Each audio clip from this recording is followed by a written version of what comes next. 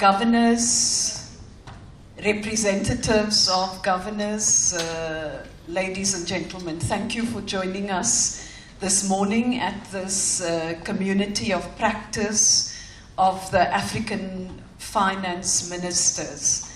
I know that last night the soiree was very good. I think we may, Mr. President, and your co-chair still have some people who are suffering from the effects of having enjoyed themselves too much last night, but we need to get the show on the road. As you are aware, we have this African Regional Community of Practice for Financing for Better Gender Results that takes place at least once every year. The president of the ADB convenes ministers of finance, governors of the bank, to engage on this very important agenda on how we are able to make a difference to the lives of women, men, young people, children on the African continent. And our major focus is inclusive growth. On this note, I will immediately hand over to the President and the co-chair for the start of this community of practice. I think as I do so, I should probably say there is an agenda with you on the table. The President will moderate, as I indicated earlier, but there will be a presentation that will indicate what this program on affirmative financing for African women is all about. So over to you, Mr. President.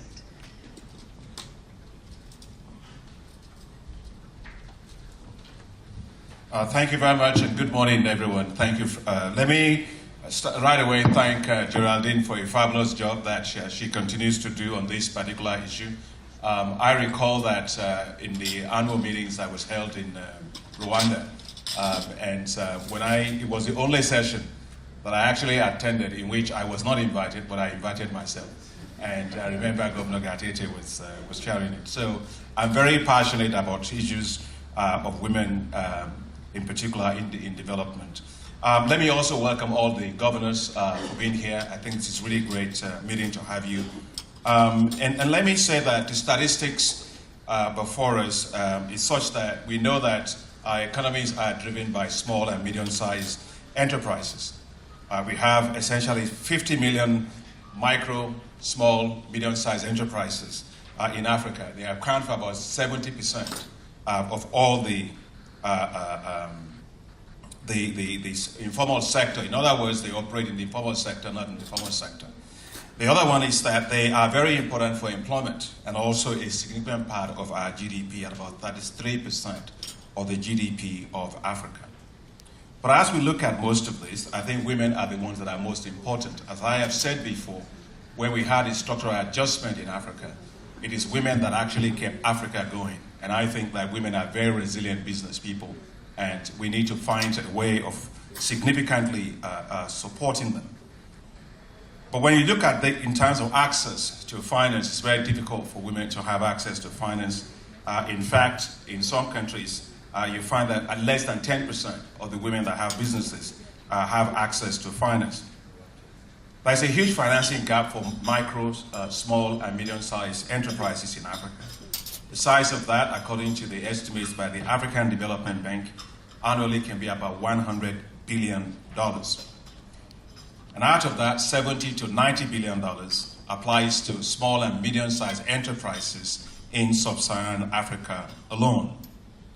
The situation of lack of access to finance is particularly worse in the rural areas, where you find that farmers don't even have access. Women will probably never have access to finance in rural areas. So the cash constraint for them to invest in productivity enhancing technologies is very, very severe. Well, let me say that as we look at this, we must recognize that if we improve access of women to finance, we can change the world. I think we all know that women pay back on their loan. As I've said, the repayment rate is probably about 97%. And the remaining 3% that they don't pay is probably the men, their husbands, that don't let them pay it on their way to paying it. So we know that women are bankable. African women are bankable. So what we have to do, therefore, is to address the barriers to their access to finance. And those barriers include supply-side barriers, the issues of collateral, they don't have credit history. In most cases, there's discrimination, there's weak property rights that they face, and we also know that for most of them, they have limited savings on which, therefore, they can use to borrow. On the demand side, there are also challenges that women face. And some of these challenges include high borrowing costs. Just because you're a woman, you walk right through a bank, people just think that, well, you know, you're a small business person, that you are going to be a high risk, so they are given high borrowing cost. The demand for collateral for them is even more severe. And even when they do manage to get the finance, most of what they get is short-term loans compared to men. And of course, if you've gone to a bank many times and they have not supported you, you stop going after a while. So there is a fear of rejection that women have of going back to banks because they do believe that they are not going to get access to finance. Of course, many of the women that do these informal businesses are not so educated, so the procedures that they have to go through, the forms, that is so complicated for them to be able to operate.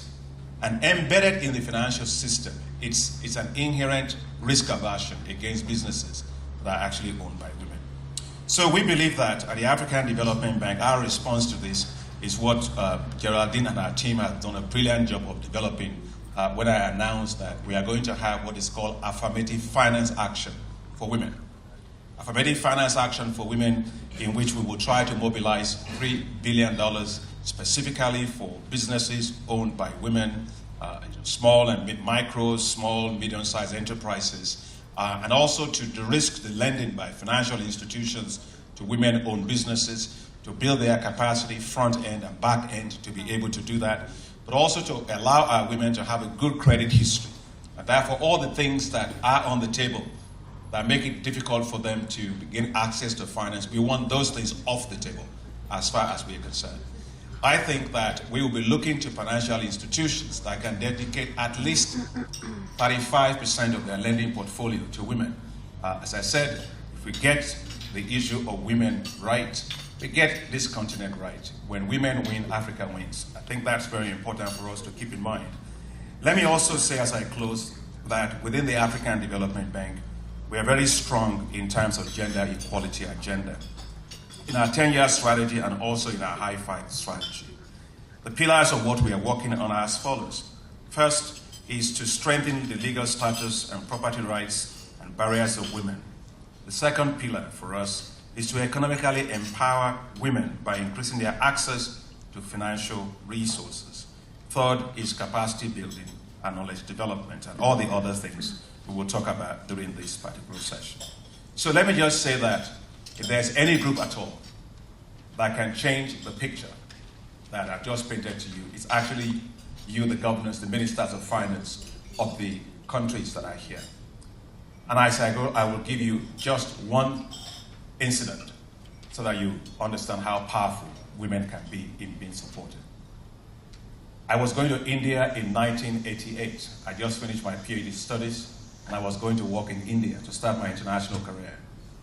Sitting next to me were 3 women, and they were not educated. And in fact, when one of them, to tell you how bad it was, they were serving us food, and she wanted groundnuts. And she asked for groundnuts, and they said, no, but these groundnuts are not for, it's not for everybody, it's for vegetarians. And she was from Nigeria. And when she had that, she got so upset. And there was another woman who could speak a little bit of pidgin English, but not very educated. And they said, no, why are we being discriminated against? Because so you are now only serving the vegetarians, but you are not serving Nigerians. And when we got to India, and she filled the forms, I was surprised. The immigration officer asked her to fill the form, and she took her pen. When she took the pen, she took it this way. to write, to try and sign, and they were laughing at her. And she's made a statement I will never forget. She said, they can laugh all they want, but my children are educated by me, and they are all in top universities in the UK. Even if I cannot write, my children are educated in London. So you can imagine what happens. All she does is just travel. She's a business person that goes back and forth. So ladies and gentlemen, honorable governors, I want us to, let's have faith, confidence in women in Africa as we launch this affirmative finance action for women in Africa. So with that, let me call my co-chair, Governor Gatete, who, as you know, is very, very passionate about the issue of women. And if there's any country that is doing fantastic work in Africa with regard to women, it is actually in Rwanda, where I think he himself is in the minority right now. Thank you very much, Governor.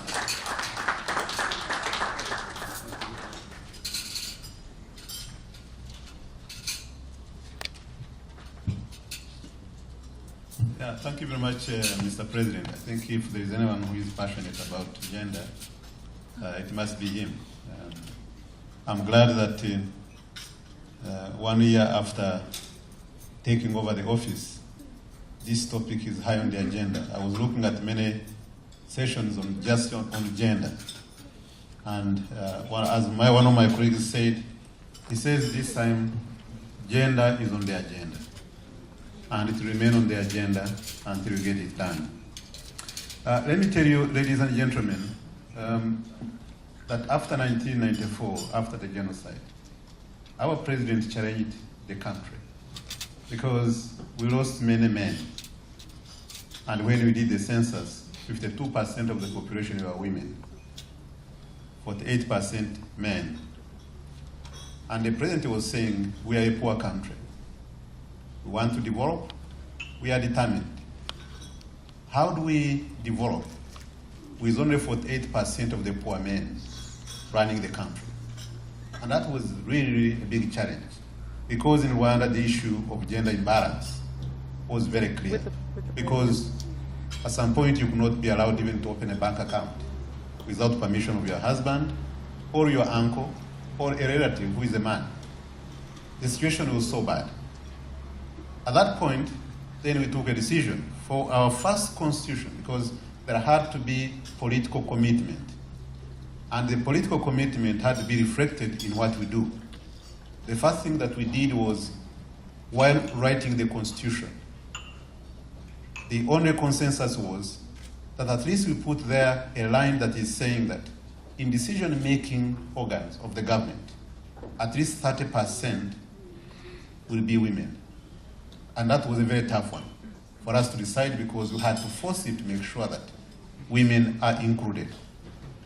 Number two, when we did our organic budget law that determines the budget every year, we had to make sure that we include gender-responsive budgeting. That means that before we tell others what to do, we as government must be committed. And that one is highly, highly scrutinized. It's championed by the Minister of Finance, and we have to ensure that every ministry includes that, and we supervise it. Maybe not because we are so advanced compared to others, sometimes because we have no choice. Because the president himself is leading this. Before you take the budget to Parliament, it has to go through the cabinet. And the president is going to look at this line and say, what have you done? So we must explain. And of course, once, as I was telling some of my colleagues, once you reach in the Parliament, it's very difficult, because the head of the budget committee is a woman, the head of the economic committee is a woman, the head of the social committee is a woman, and in Parliament, the speaker is a woman, the deputy is a woman, and 64% of the Parliament is women. So there is no way you can just pass it and they allow you to go. So that means that actually we are forced to do it. We have no choice. Thirdly, we had to reform some of the laws that were really, for us, a constraint to any development. You can have goodwill, but if the legal system is not right, then you have problems.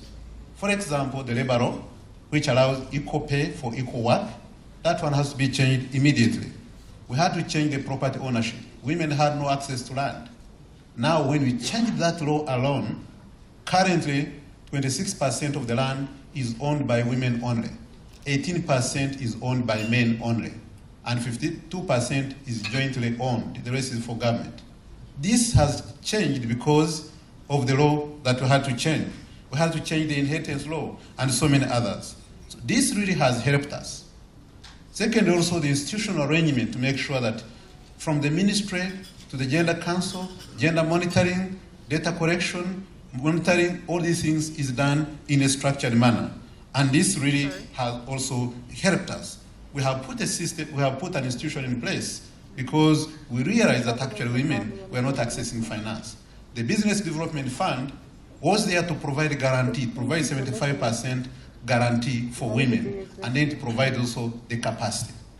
And this is where we see that actually the bank can really be very, very helpful, focusing on where it has comparative advantage, the economic empowerment of women. And here, the bank has the capacity to do that. And that's why it can partner with the DFIs that are regionally and also in country and other institutions to make sure that they can deliver on at least access to finance, on economic empowerment of women. And here we can also see that the bank has the capacity to make sure that they can compute the statistics that is necessary in this area using its own resources to make sure that we can monitor ourselves. How far have we gone? Because we've had many conferences, we've talked a lot, but this time we need numbers of how much women, how much women are performing in terms of, for each country, how we're progressing, so that we can see it in numbers, so that we can see the best examples, we can learn from each other, and with time, then we can be able to show that actually we've made significant progress. And this can only happen if there is partnership. And the bank is really centrally structured to make sure that it can bring in the DFIs, the bilaterals, the international financial institutions, at the same time for others who care to help women in terms of economic and financial empowerment. So I think here in this meeting, it should be a strategic meeting to see how we move forward. Because next year we should be meeting and having statistics and saying, look at how countries are performing. Look at where the gaps are. Look at what is needed for us to be done so that we can take decisions. Because it has to be a partnership. I need to know what we have to do as a country, as the Minister of Finance, to make sure that we can partner with you in terms of our own program.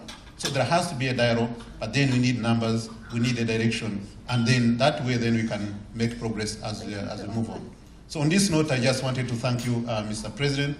Geraldine, I want to thank you. I know your passion. We've been together for a long haul. I wish this is really something that we should leave behind, saying that we've been in the bank, we've been governors, we have a president. In your legacy, there has to be something written on what you've done for women. And if you do that, you retire very happily. Thank you so much. Thank you, Governor. That was excellent. I think if there's anything I got from that is we need action, we need results, and we also need accountability. And the governor also raised something that I think was very, very crucial when he talked about being able to have an index that we can compare. I really think that's fantastic. Women Finance Index that we can begin to do across. That's a fantastic idea, and we take that on board. Without wasting more time, let me call on Geraldine to discuss Afawe with us. For all of those of you that know Geraldine, she's a really heavy pusher, and she makes things happen. She's very, very focused and very committed and dedicated and passionate. I mean, she pounds every single door on when it comes to issues of women, both in Africa and actually globally. And we very much within the bank, I appreciate your leadership, passion, and commitment in helping to drive this. Since I asked you about Afawe has moved a lot, thanks to you. So over to you, Geraldine. Thank you very much, Mr. President. Thank you, governors. I will do this presentation along with my colleague Stefan Nalatambe, because this is a cross-bank project. So you guys have 15 minutes? Yes, yeah, okay. Yes, we do, yeah. This particular presentation was due to the President stating very clearly that we will not just have a discussion at this Financing for Gender Equality Community of Practice, but we look concretely at what should be taken forward programmatically. And this is based on the Continental Agenda of 2063. It's located in the Sustainable Development Goals, and it takes forward, as the President has said, the 10-year strategy of the bank and the High Five Agenda. For the High Five Agenda to be made a reality, it's got to ensure that we have an enabling ecosystem that will drive this. The President announced this initiative at the Feeding Africa Summit that took place last year. Now, we've done a market scoping exercise in order to ensure that we take this agenda forward. And this market scoping study that was started in May 2016 to inform the design of AFAWA is in particular to assess the access to the finance landscape that for women in business in the 54 African countries. We took a deep dive into 6 countries, and this covered Cameroon, Kenya, Mali, Morocco, Nigeria, and Zambia. And I'm pleased that we have governors representative of some of these countries present here today. Morocco has actually pushed some very interesting aspects on this agenda. Based on the research and analysis on women's economic empowerment, the #1 constraint has been the one of access to finance. There was also very clearly appreciation that there was a need for different strategies that were required by market segments, looking at micro enterprises, small and medium-sized enterprises, and large companies. There was also a need to look at sector segments such as agriculture, construction, mining, but to mention a few. And it was found that the variation across countries are quite high, and that we need to look at the differences that are there. And this will be discussed a bit more by others. There's also socioeconomic norms, so we found that whilst there may be no legal discrimination in operating a business, as it was found in Cameroon during the market scoping exercise, women remain affected in practice by many socio-cultural norms and the society's perception about the role of a woman in the family, society, and the economy.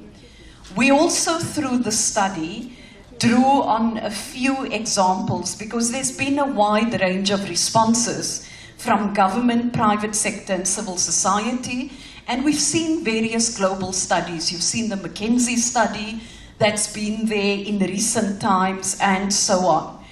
But in Morocco, the CCGE Morocco, that falls under the Ministry of Finance, offered I think it's called the Ilaiki product that is offered solely to women, as is indicated here by the governor. He said it's for me, for us, and for women entrepreneurs, and provides up to a 80% guarantee on a loan. Secondly, we've also engaged with a global banking alliance that comprises DFIs, IFIs, and NGOs across the public and private sector, with members in 135 countries. It has various partners in Africa, including Access Bank, Diamond Bank, Chase Bank, but to mention a few. And the goal is to build innovative, comprehensive programs that provide women entrepreneurs with access to capital. And then you have FAMOS, that the Bank of Zambia recently required 4 of the largest commercial banks under its supervisory mandate to conduct a check on their ability to support SMEs using the international, using this tool that's been developed by the ILO. On this note, Stefan, I hand over to you. Thank you, Geraldine, and good morning, everybody. We're actually now going to go through, yes, I need thank you. I'm going to go through a few of the results, well, the preliminary results. And what we see here is really that the real message here is basically that, as we were saying, you have different sectors in different countries, you have a multitude of sectors where women are working, and so you have different types of enterprises that are made. They're being bigger, small, micro enterprises. And in these particular cases, for example, in Zambia and Mali, the financing gap is actually a bit different. In Zambia, it's more in the medium-sized enterprises that women have a much larger financing gap than the men. And conversely, in Mali, it's on the small enterprises. Now, it may be linked to the actual activities that they do undertake. Of course, Zambia's maybe more mining sensitive than would be Mali in this particular case. But the real message here is what's important is to see that as we worked in 6 different countries from the 5 regions of the continent, the important aspect here is that we really have to make sure we have tailor-made solutions for different types of the strata of the enterprises.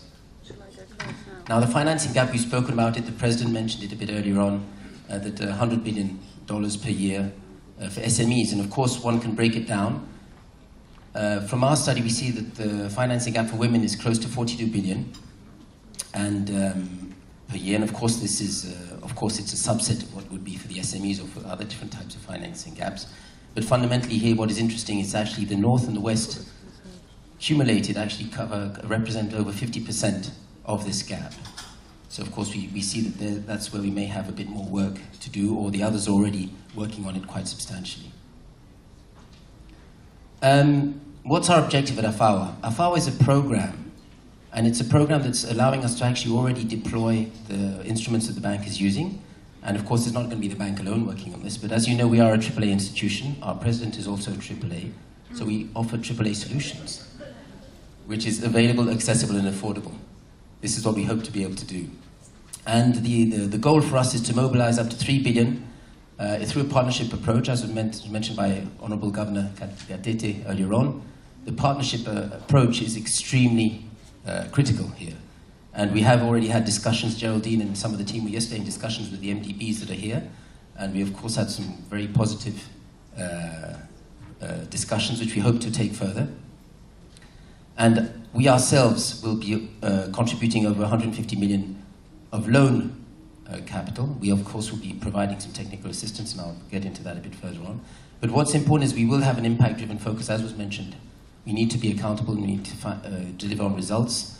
And this impact approach will, of course, be differentiated according to the type of women in business and women managing businesses that we are working with. There will be quite a big round of fundraising for the technical assistance part, which is where we feel that there's going to be a need for, of course, for accompanying a lot of these different entrepreneurs, especially when we're talking at the bottom of the pyramid. We might need more hand-holding, if I may call it that way, to allow people to actually take their business to the next level. Finally, this is just to briefly talk to the program. There is, as I mentioned, a financing window which will be through what we actually call the SME facility at this point. In that financing window, there'll be a lot of co-financing that we'll be doing with other organizations. It will be through agreements that we will have with these different organizations where we might be showing the due diligence, but enabling us both to lend money to these different institutions run by women, depending on the size. The technical assistance part is very important. There'll be 2 aspects to that. One will be sometimes accompanying the loan. Other times it'll be standalone. Why will it be standalone? Because we've had, during the scoping study, clearly it's been mentioned by the different women organizations we've been working with, that there is a need to support women in the SACCOs and the small MFIs, where necessarily, sometimes they're not necessarily at the point to be bankable. And we have to help them, if they're willing, if they want to get to that point. So there is going to be a technical assistance fund that will be also directly dealing with MFIs and SACCOs to assist women improve their businesses. And finally, another aspect that's very important and that was touched upon by both the President and Governor Gatete is the enabling business environment. Of course, alongside the lending, the financing aspect, we'll of course have this policy dialogue at the high level to make sure that women can access collateral, can own land, that the regulatory frameworks allow women to also be part of the business cycle and really be able to enjoy the same rights as the men in terms of ownership and use of financial assets. Now I'll pass it back to Geraldine. Thank you. We also will have an empowerment lab as part of this program and facility, and the intention is to ensure that we are innovative about the initiatives that we take forward. We will, under this, have a women's digital marketplace. Work is currently being concluded in this regard. We will also have this as the reservoir where we'd be able to conduct and disseminate research. It's where we will gather data that will be available in order for us to track work that's being done. And this is also where the African Development Bank will be an online partner. We see this using the Making Finance Work for Africa, and in particular Making Finance Work for Women in Africa as one such place, and also a base for all the knowledge partnerships to come together. It's obviously not only the African Development Bank, but a myriad of other partners. On the first day of the annual meetings, before the formal opening, we had the African Economic Outlook that reflected on the overall loss in human development from inequality by region. And we thought that it was necessary to conclude this particular presentation to remind ourselves what this is. The data is out there to show that very clearly there's a huge challenge globally. And if we want to move forward and look at inclusive growth and really make a difference, we've got to, and I quote, increase access to finance and close the credit gap for women-owned SMEs across the developing world as a whole, as this could boost income per capita growth rates by over 1.1% on average, close quotes. And that was Goldman Sachs in 2012. But our own African Economic Outlook also emphasized that. Mr. President, I'd like to hand over to you and say that this, as was stated during the session of the high-level panel, is now at a level where we must implement, and we're ready to roll. Thank you. Thanks very much, Geraldine. Now let's go into the discussions with the ministers. I think we've heard about the program. We have a lot around financing, technical assistance, business and investment environment, but also the empowerment lab. All those things come together. But now we have to move towards commitments we have to make. So let me ask you, put it on the floor, what are, in your own ministries or in your countries, what are those opportunities you see for advancing the business for women? And how do you actually see the ministries of finance, as ministers of finance, you're actually helping to push this? So the floor is open. Yes, Minister. We need a mic.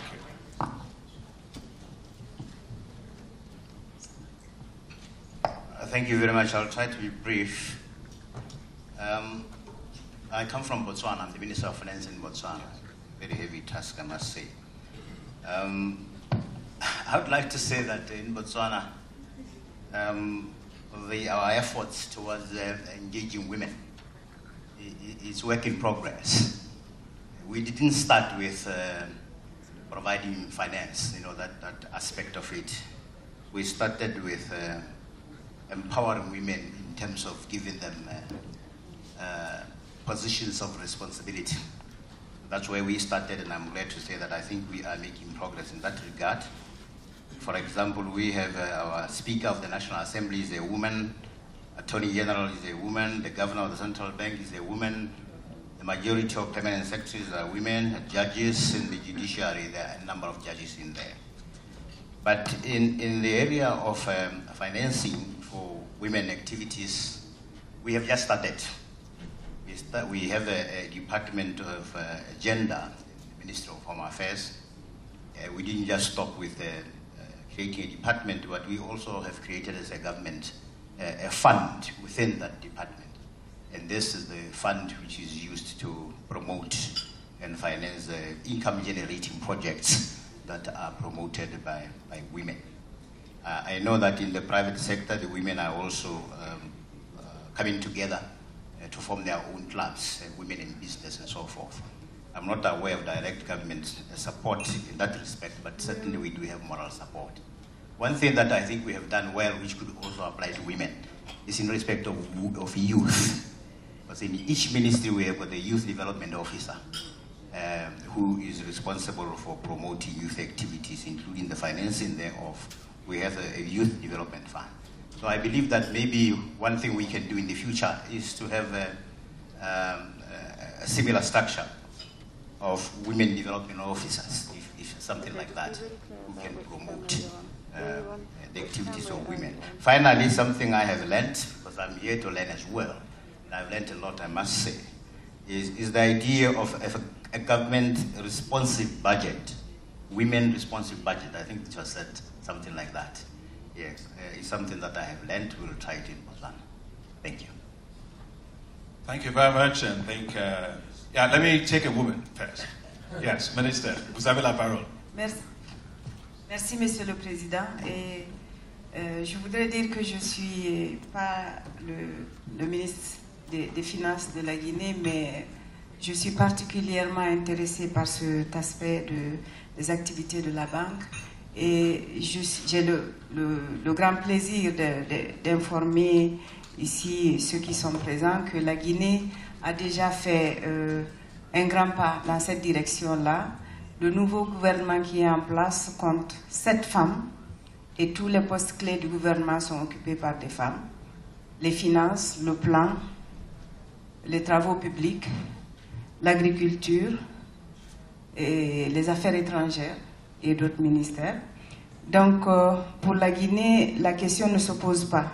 Nous savons tous que c'est avec les femmes qu'on peut développer l'Afrique. Il n'y a pas de question autour de ça. Je suis ravie de savoir que la banque met cette question au centre des high fives. Parce que, effectivement, en donnant la possibilité aux femmes d'être des acteurs dynamiques dans le développement économique, les choses vont peut-être changer maintenant en Afrique. Je suis particulièrement satisfaite de savoir qu'il y a déjà un travail très complet qui a été fait quant à la conception de la façon dont la banque va mettre en place ce support et quant à la mobilisation des ressources. Mais la question que j'aimerais peut-être poser, c'est de savoir comment la banque entend mettre en place ce programme et surtout concrètement comment ça va se faire sur le terrain. Pour moi, je pense que dans le pays, il y a eu beaucoup d'initiatives de soutien aux femmes, de soutien aux petites et moyennes entreprises de la part du gouvernement. Mais j'avoue que les résultats n'ont pas atteint les objectifs qu'on s'est fixés. J'aimerais insister sur le fait que la banque devrait s'appuyer le plus sur le secteur privé. Si la banque peut avoir une possibilité de mettre en place ce programme dans le pays à travers les petites et moyennes entreprises, à travers le secteur privé, je pense que ce sera un important impact dans le domaine du développement. Je voudrais aussi insister sur l'aspect de support. C'est bon d'avoir les ressources, c'est indispensable d'avoir les ressources, mais il faut accompagner les pays dans la mise en place et surtout dans le système de financement. Les fonds sont là, mais comment faire pour que les bénéficiaires utilisent de façon judicieuse ces fonds-là. Merci. Je pense que c'est important. Okay, merci, Madame le Ministre. Minister from Gambia. Thank you. I'll come to you from. Mr. President, let me first of all thank you and your co-chair for your introductory remarks. And to say that in Gambia, we also started, just like Botswana, with the issue of empowerment. And why we did that is because after an assessment was done, we realized that in terms of gender empowerment, women were largely behind, and in particular in terms of education. So the government, since 1994, focused much attention in the area of empowerment by ensuring that the girl child is enrolled in school and maintained in school to completion. As we speak today, we have in all levels of education, from primary to senior secondary level, we have more girls than boys in school. And that has also led to another initiative where government decided to say, because of that targeting which allowed girls to be enrolled and retained in school, that led to that surge in enrollment and completion rates. So today, education is free from primary to senior secondary level, and the plans are to extend that to university. Now, from there, how do you get women also in senior positions? Government is also making significant efforts in that by ensuring that, one, we have a vice president who is a female from 1994 to now, and the deputy speaker of the parliament is female, and we have so many other female representatives. We have no law in the Gambia that discriminates against women for that matter. We have to be clear. Even though we have not gone to legislate quota systems like Rwanda, where we say you have to have a minimum of that. But at least in terms of giving equal opportunities there, what I think is now left to do is some form of targeting when it comes to maybe access to finance, because that's an area where we are not doing very well. We do not have any specific fund dedicated to financing activities of women, but we have kind of general access where you say everybody can come in and present your projects and ideas. But the challenge there is because we had lagged behind in education in early stages, so we have very few women that can tap those opportunities, and this is an area where we really need to make some more progress. So what I would recommend to Geraldine and team is that we met in Kigali, we met last year in Abidjan, and here we are meeting, but in between meetings, nobody hears about this community of practice. And as a community, I believe we should be able to be linked through a system where we occasionally, topics can be flown out and people will debate on it, share experiences. It will help us in staying up to date and focus on the issue. Otherwise, we meet, and since after that, we don't hear anything until the next meeting. It kind of, it may slow down some impetus in the process. Yeah. No, thank you very much, Minister. But just to say that your community of practice, what you're doing here, is so influential. You don't know how much you influence decision making. Because when I sat in this room, as I say, in Kigali, and that was one thing I took away. Mr. Gatete was speaking, and he talked about gender-based budgeting.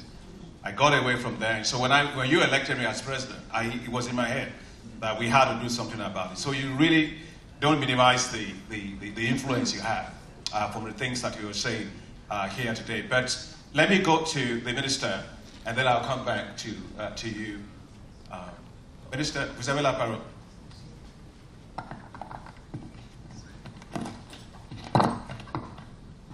Merci beaucoup, Monsieur le Président, Messieurs les ministres, gouverneurs, Mesdames et Messieurs. C'est un plaisir pour moi de me joindre à cette rencontre extrêmement importante et qui est très chère sur une thématique bien sûr très chère au Maroc, car rendre les femmes capables de contribuer à l'économie comme entrepreneurs représente une opportunité majeure pour booster la croissance et la création d'emplois.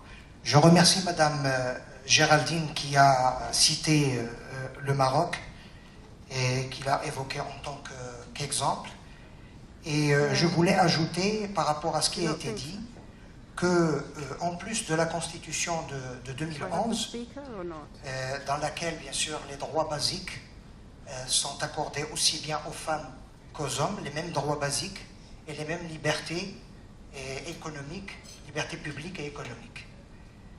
il y a en plus de cela la loi organique des lois de finances, qui est en quelque sorte la constitution financière au Maroc. Alors cette loi, qui a été adoptée par le Parlement, a institutionnalisé la prise en compte de la dimension genre dans les pratiques de programmation, mais aussi de suivi et évaluation des actions des différents départements ministériels et institutions publiques. Et à ce titre, d'ailleurs, il y a bien sûr des objectifs bien définis, des indicateurs chiffrés qui permettent de mesurer de manière très précise les résultats qui sont réalisés.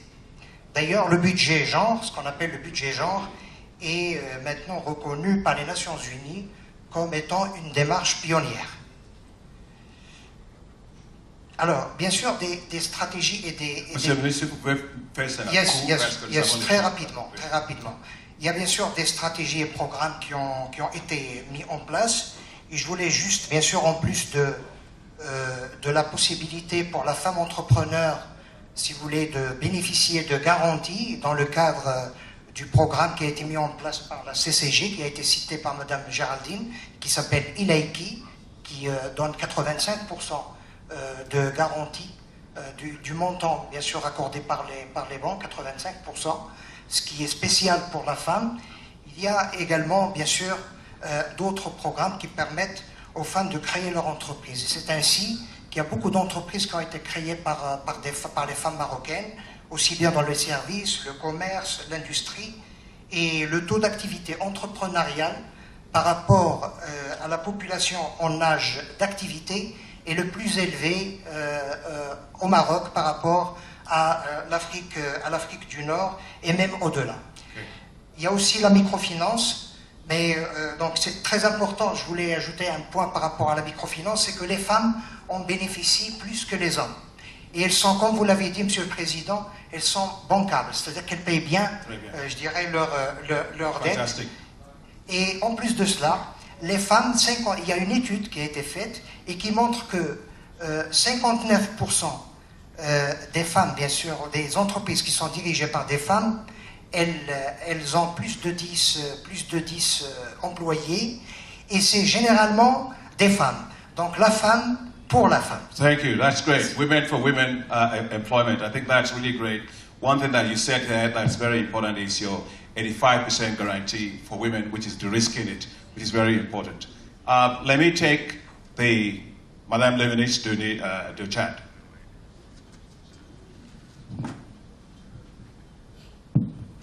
Merci beaucoup, Monsieur le Président, et nous sommes très contents de participer à cette rencontre et on vous remercie d'avoir créé cet espace. Au Tchad, le problème, au niveau politique, il n'y a aucun problème, parce que dans le gouvernement, les femmes sont au nombre de 7 et à des postes importants. Donc, moi, je suis le ministre en charge du plan et du développement, je suis 3e dans la préséance, membre du bureau politique, etc.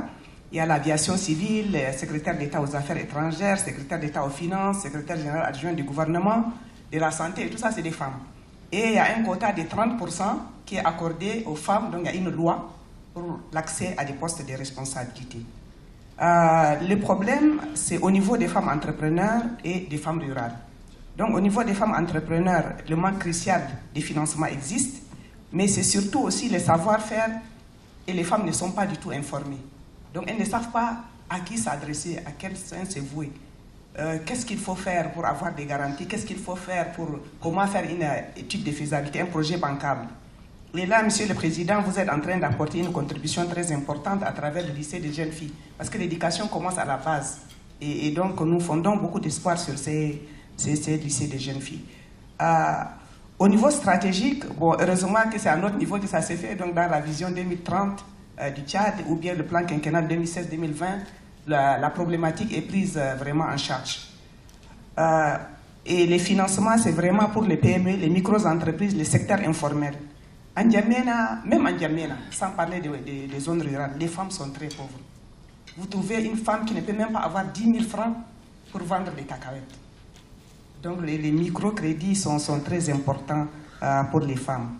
Et il y a un problème que moi, personnellement, ça m'a beaucoup frustré. c'est les femmes qui sont au marché, qui vendent au marché. Dans le temps, il y avait le marché central d'Indiamena où les femmes avaient des places, étaient bien situées. Mais quand ce marché a été reconstruit sur un financement du Fonds saoudien et il a été agrandi, eh bien, tenez-vous bien, les femmes ont été exclues. Elles sont dans la rue actuellement. Celles qui vendent les condiments, celles qui vendent les légumes, celles qui vendent les habits des enfants. Et il y a des femmes qui vendent l'or aussi, parce qu'elles vont jusqu'à Dubaï, partout chercher de l'or, elles sont dehors. Et certains ont été agressés, d'autres ont été même tués. Et donc, moi, mon combat actuellement, ce que je veux, c'est d'avoir un marché pour les femmes.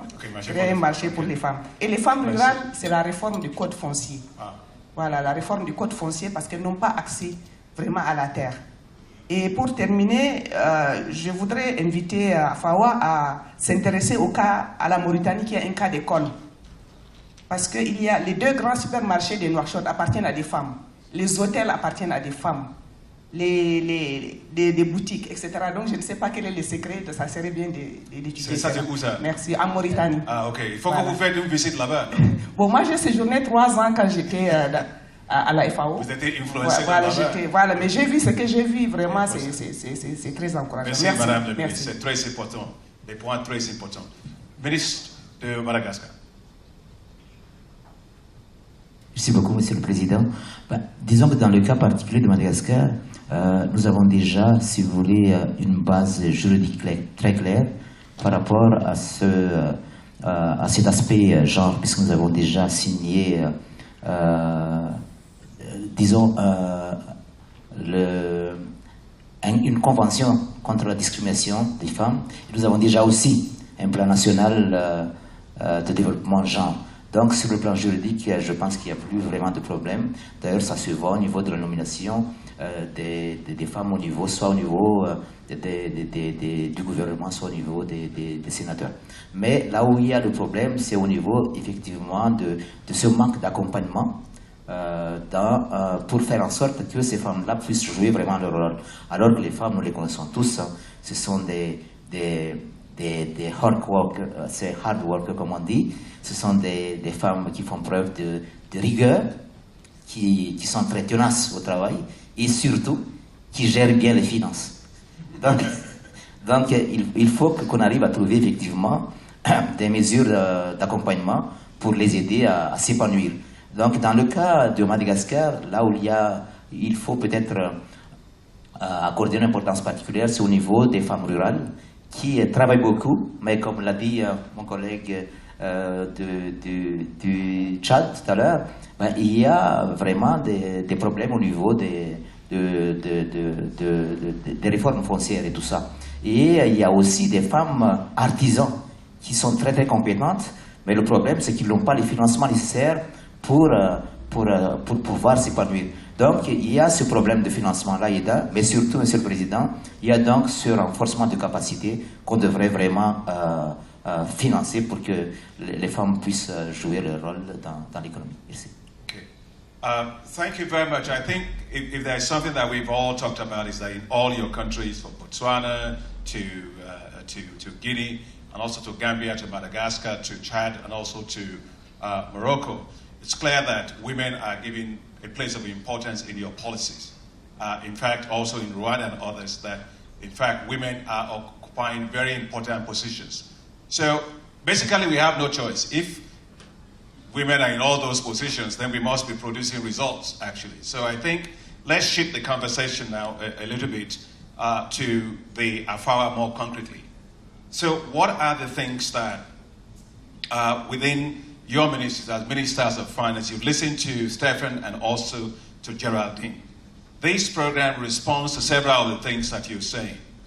In terms of what Madame was saying, Madame the Minister du Chad, about making sure that we pay particular attention to the informal sector, where you have a lot of women. And actually within this strategy, the informal sector has a critical role to play. We've heard about guarantees. We've heard also about the need to have reforms of the land things. But one thing I heard in the one I sneaked in last year was something about the issue of procurement.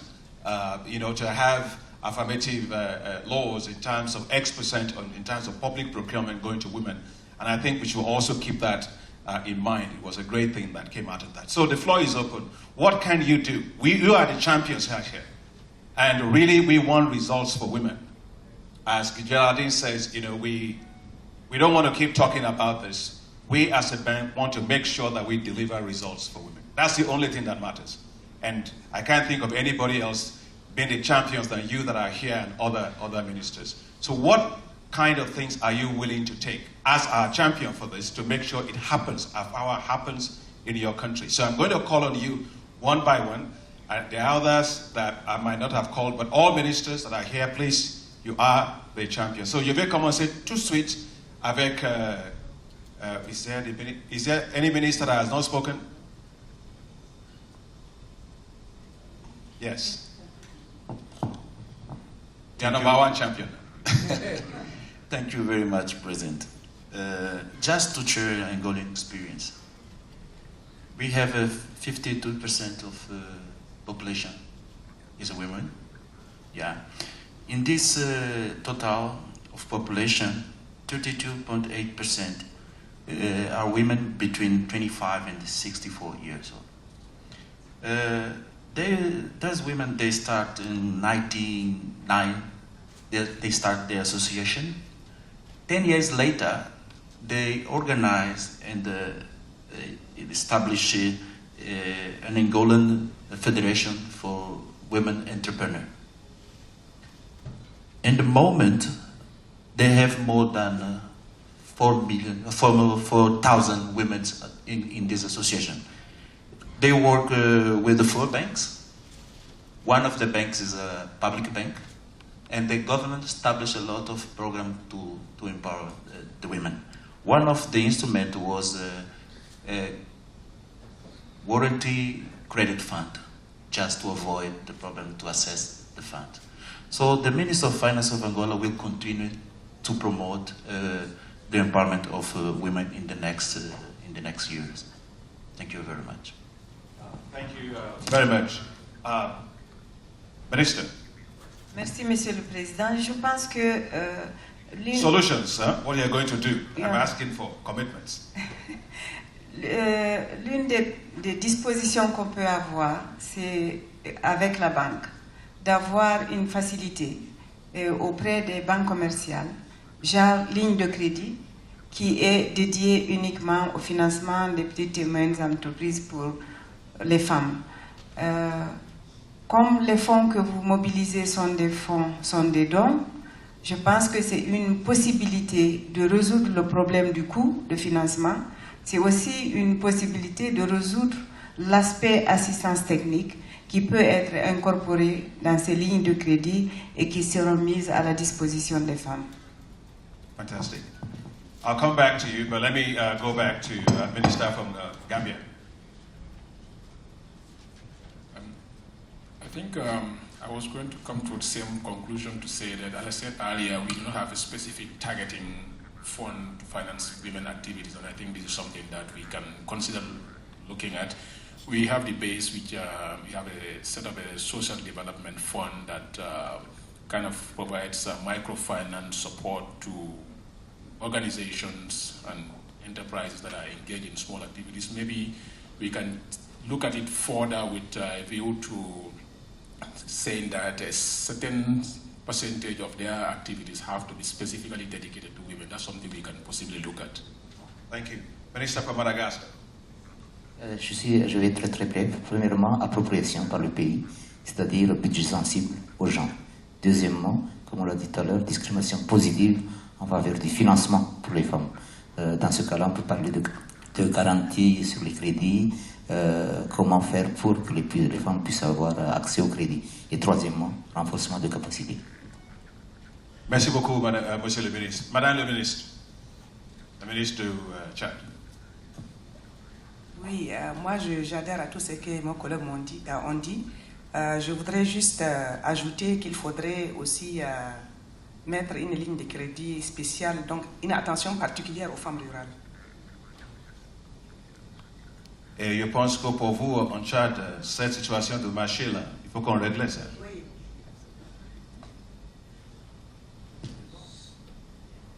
Ah, oui, Minister from Botswana. very much. Thank you very much.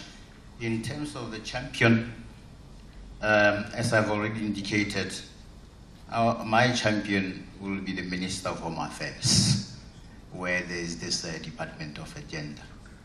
I've already indicated that there is a fund in terms of supporting women activities. My problem with this fund is that the demand is so high and it outstrips the size of the fund. So running a deficit in the budget, I think there's a challenge there. But at least we have started. I think one thing we should do is capacity building in terms of giving capacity for management and so forth of the women's project. And finally, I think we can assist our women, and we will do that with the information as to where and how to access financing, including what I've just learned here, the $3 billion that the African Development Bank. Thank you. Thank you very much. Monsieur le Ministre. Merci, Monsieur le Président. Moi, je crois que, comme vous l'avez dit, il y a beaucoup de, je dirais, de défis. Et donc, parlons de solutions. Moi, je crois qu'il y a des... je voudrais donner quelques éléments par rapport à trois aspects importants. Premièrement, c'est renforcer l'accès aux services de développement des affaires, y compris l'incubation. Bien sûr, en travaillant sur les très petites et moyennes entreprises. Il y a aussi, deuxièmement, renforcer l'accès au networking opportunities, et bien sûr la capacité building. Et en troisième et dernier lieu, il faudrait, je crois, développer davantage l'accès au financement, et surtout, bien sûr, encourager d'abord la microfinance, et bien sûr encourager les banques à accorder les financements via les garanties, parce que je crois que c'est vraiment le bottleneck, c'est le vrai problème, je dirais, dans l'accès au financement pas seulement des femmes, mais également des hommes. Merci, Monsieur le Président. Merci beaucoup. Je crois que j'ai appris tous les ministres, j'espère. Okay. All right, so I think we've pretty much come towards the end of the session. I want us to finish on time because of the COP21 discussion we're going to be having at 9:30. Let me try and summarize some of the things that we have heard. First is that we all agree that it's important to have my co-chair, please, also pick a mic, because both of us have to do it.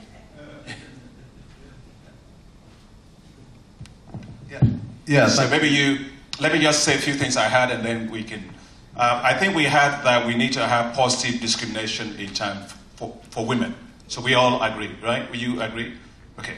All right. We also agree from what Minister Gadede said that we should move to gender-based budgeting, which is something that I think would be good for all of us to have. What else do you have on your list? Before I go to that list, I wanted just to mention one thing.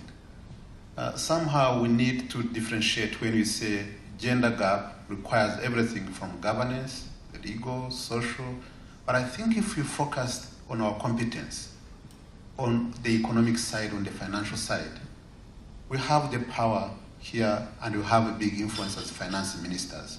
One of the things I wanted to tell my colleague is that when we are allocating resources of the government, the president is not standing there telling you what to do. You decide, you influence your colleagues, and you take the money where you want to take it.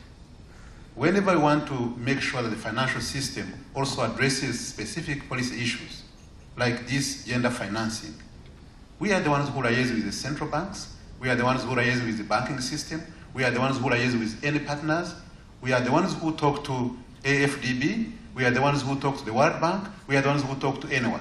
Meaning that actually we have influence in that area of financing on the gender. Now, we have been somehow confused that in our own governments, we have a ministry in charge of gender, and then we think that you coordinate everything. But they don't know more about finance than ourselves as ministers of finance. We know better, meaning that they can coordinate on other things, but when it comes to this, we have the upper hand.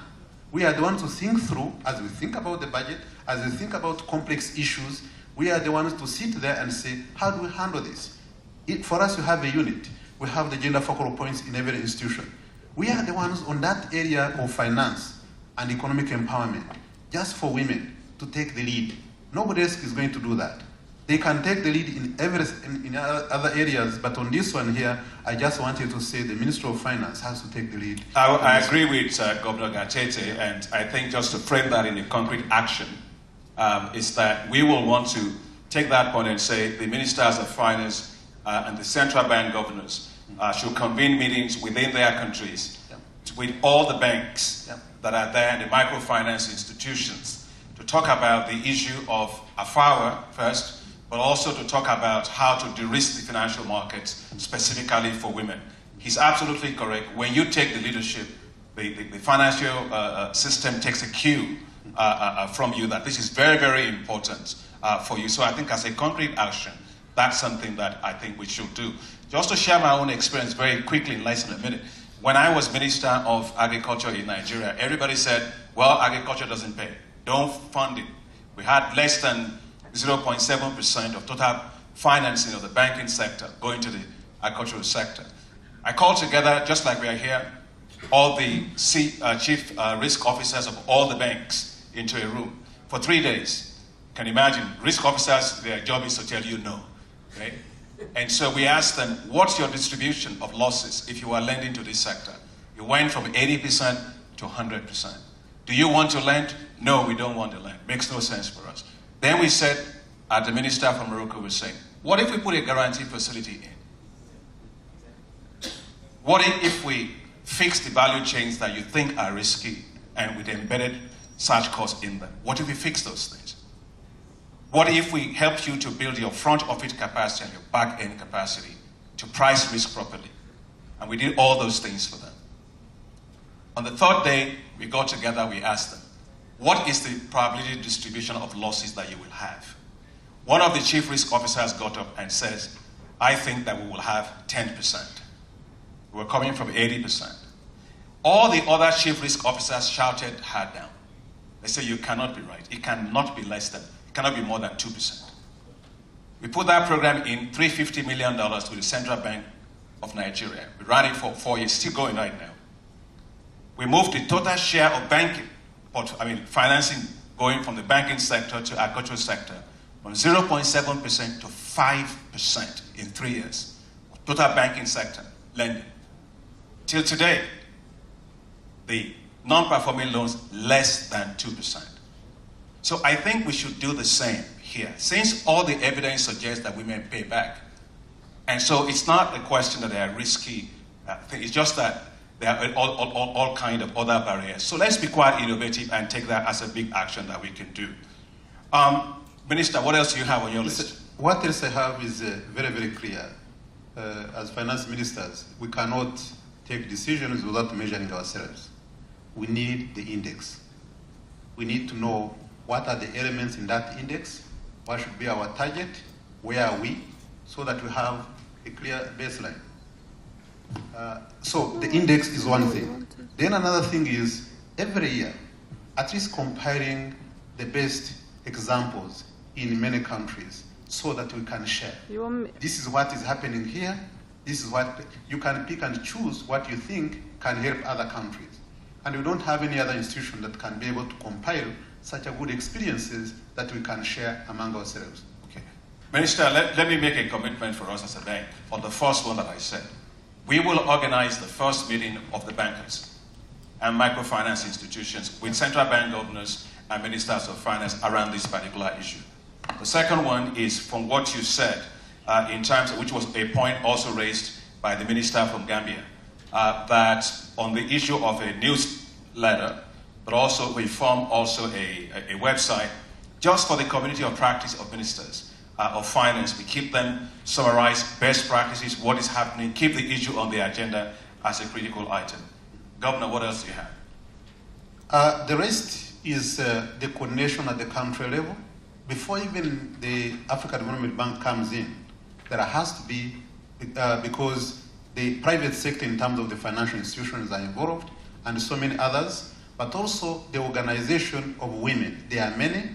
If they are not properly organized at the national level, then it becomes very difficult. Because sometimes, in terms of associations, in terms of understanding their issues and working together with them, there has to be organization at the country level for us to provide support, for us to provide any kind of technical skills that they need for them to become financially inclusive. Okay, to take what the governor just succinctly summarized forward, for us pragmatically to support the ministers because they are very, very busy people, what I suggest then that we do from the bank is to support in each of the countries, working first with our ministers of finance, the affirmative finance action for X, which is for your country, affirmative finance action for Kenya, affirmative finance action for Rwanda. So as a unit in which we will properly provide a technical support that can facilitate the ministers moving things because they're very, very busy, and that will also allow us to have a way of coordinating everything within the country as an action. Next, Minister, what else do you have? Finally, I just want to make sure that your department in the bank should liaise directly with the central bank governors and the departments of statistics on compiling the information for that very specific country. Because the central bank gives instructions on how they should report the data, especially desegregated data on gender, as they do the financing. The statistics also collects data at the national level. So the link between the bank and the central bank and the institutes of statistics in each of the country is very, very important to make sure that we have the accurate data at each country level. Thank you. Thank you. If you look at the website of the bank, and I encourage the ministers of finance, I know you're very busy, from time to time, just take about 5 minutes. It's your bank. Just go on that site and click and see what's happening at the bank. It's very important. What the Minister Gadete said, our guys in the Econ complex are doing a fantastic job on all the hi-fis. They have a portal.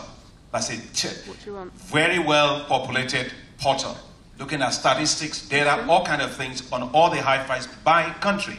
And they were going to use it to monitor how we are doing in terms of hi-fis by country. So one thing that we take as an engagement on this, in terms of what Governor Gadete said, is that from the Econ complex and our private sector complex, we will help to make sure that we are able to provide statistics so you can touch it and see what is happening with regard to various institutions lending to women and actual actions going on that, so as a concrete thing. So I know we have to wrap up. Just say one thing, and I think this is very important for us. Which camera you on? You know, if you had asked every African what the African Development Bank does, it would be difficult to understand what actually the bank is supposed to do. If you ask every head of state, they may give you a list of so many things of what you're expected to do. But when you came with the high fives, it made it so simple for everybody, the governments, the individuals, the civil society, your partners, to understand what the bank is focusing on. Now, if we can use the same example and simplify the agenda, make it simple, make it understandable by everybody, then it really allows us to focus and making sure that we are doing the right thing. Whatever we do, let's keep it simple so that it is understood by everyone. If we complicate it as economists, then we'll only be talking among ourselves. Let's make it simple, because for us, we understand we cannot really have inclusive development without including women. It's not possible. And for us in Rwanda, we look at it at the household level. If a household can develop, and it can only develop if a man, a woman are together contributing. If we cannot address this, then we cannot get the inclusive development, and that's why you have to keep it simple. Thank you. Thank you very much. I am going to close. Before you leave, Minister, I can guarantee you I'll close in less than 60 seconds. Let me say that the issue is next steps. And we would like to have this next meeting in terms of actions on things that you've actually asked us now, between now and November. I would like to recommend then that we have a meeting on Afrawe in the side meeting, in the side meetings, in the World Bank meetings in Washington, that we can actually then report back on some of the things that has been done between now and after that time. So you know there's a lot of work going to go ahead. Let me say, Honorable Ministers of Finance, thank you so much for coming this morning. Thank you for your ideas. Thank you for your suggestions. Thank you for your passion and your commitment to women issues, but in particular to making sure that Afawe works for all the women. I know that you are the champions, and please help us tell the other governors how this is very critical for them. I think at the end of the day, if this is one thing that we do, we'll be able to have the inclusive growth. That inclusive growth that we said, it's part of our main thing. Inclusive growth is a practical way of actually doing that. Let me therefore thank you very much, Geraldine, and thank you very much to Stefan and all the team. Please stand, all the team from the bank that have been working on this. Please let's appreciate them. Thank you very much, and have a good day, and we'll see you in October in Washington. Thank you.